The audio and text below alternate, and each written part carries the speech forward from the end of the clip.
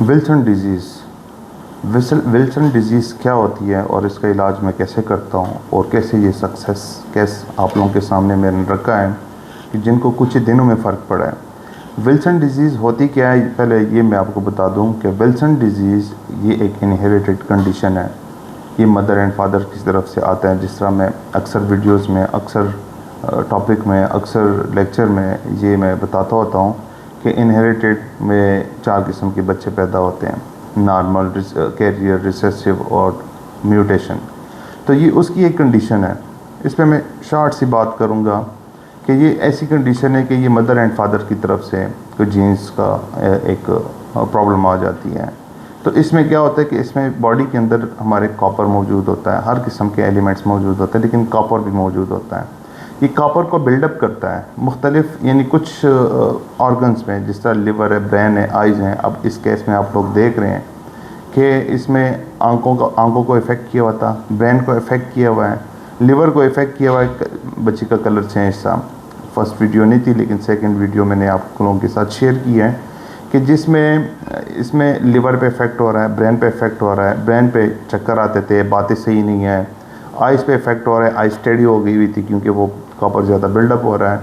तो इसका जो हमने ट्रीटमेंट किया है, लिवर पे इफ़ेक्ट था, भूख ख़त्म थी और चेहरे का रंग पीला जर्द हुआ था। तो इसमें जो हमने ट्रीटमेंट की है, इसमें नक्स दी है मैंने, कार्सिलीवर दी है और पल्सटीला दी है।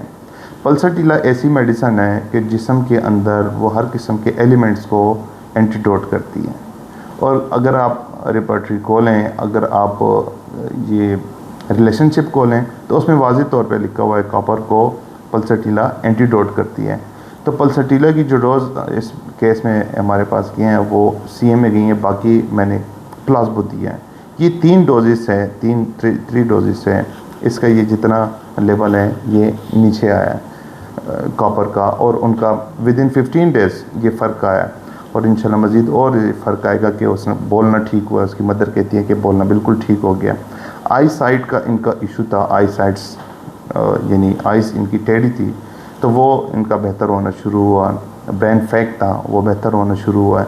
इसके अलावा लिवर फंक्शंस का थोड़ा सा डिस्टर्बेंस था, वो ठीक हुआ है। रिसेंटली मेरा एक पेशेंट था स्विट्ज़रलैंड से, जो जर्मनी से एक मैडम है, उन्होंने मुझे चेक कराया था। तो उनका इशू था कि उनके बॉडी के अंदर क्रोम ज़्यादा हो रहा है, क्रोम ज़्यादा हो रहा है उनका, यानी उसमें फिर आयरन बढ़ता गया है। तो वो क्रोम को हम ठीक करने के लिए अपनी एक मेडिसिन दे रहे हैं, लेकिन उसके साथ साथ उनका बाकी ट्रीटमेंट भी जारी था। तो उनका क्या हुआ कि वहाँ पे उनका आयरन बढ़ गया, और हमने पल्सटीला हर 3 दिन बाद एक खुराक दी है CM में, जो विदिन डेज़ उनका लेवल नीचे की तरफ आ गया। तो फिर हमने वो मेडिसिन ही बंद कर दी है, यानी वक्फे से हमने देनी शुरू कर दी है। तो इसी तरह इस केस में भी हुआ है कि इसका जो लेवल है इसका कॉपर का, वो नीचे की तरफ आना शुरू हुआ। तो ब्रेन फैक ख़त्म हो गया, ब्रेन पे जो लोड था वो ठीक हो गया, बोलना सही स्टार्ट किया है, देखना सही स्टार्ट किया है उसका, और बोलने के तलफ़ुज़ ठीक हो गए, चेहरे का रंग ठीक हो गया। यानी 3 मेजर ऑर्गन्स को इन्होंने इफ़ेक्ट किया था। एक ब्रेन को इफ़ेक्ट किया था, लिवर को इफ़ेक्ट किया और आइज़ को इफ़ेक्ट किया था। तो इंशाल्लाह इसका जो सक्सेस और मज़ीद हमें मिलेगा तो भी आप लोगों के साथ शेयर होगा।